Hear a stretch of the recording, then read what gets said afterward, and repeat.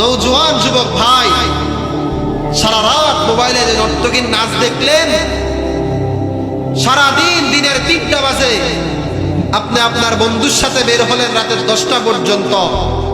এমন অসভ্যের লগে আপনি বের হইলেন যে অসভ্য নিজেও নামাজ পড়ে না, আপনারও নামাজ পড়ায় না।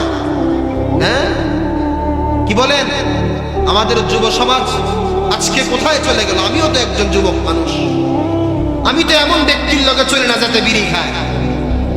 আমি তো প্যান্ট শার্ট পরি না লোকেদের সাথে আমি চলি না, খুব কম। টিভিওয়ালা চা দোকানে বসি না, বিড়ি খান্নার লগে আড্ডা দেই না।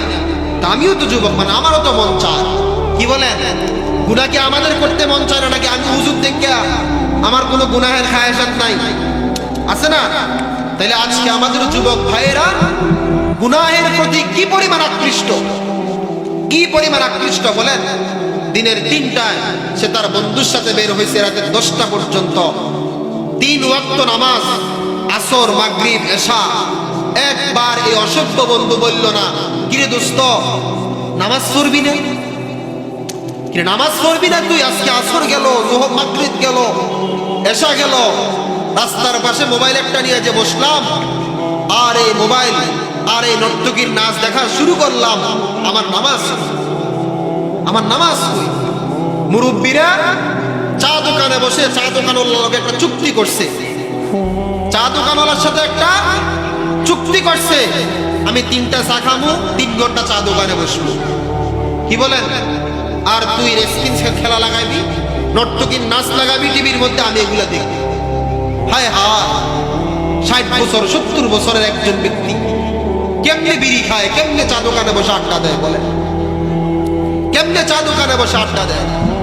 60 বছরের একজন মানুষ, তার হায়া কই, লজ্জা কই? আপনি বলেন।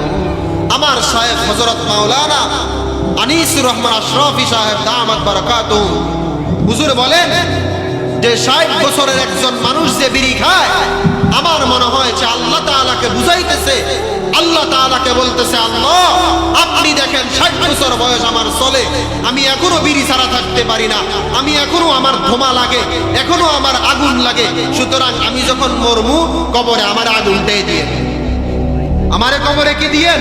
আগুনটাই দিয়ে। আমার জান্নাত দিয়ে আমার কি হইব? আমার বিড়ি দরকার।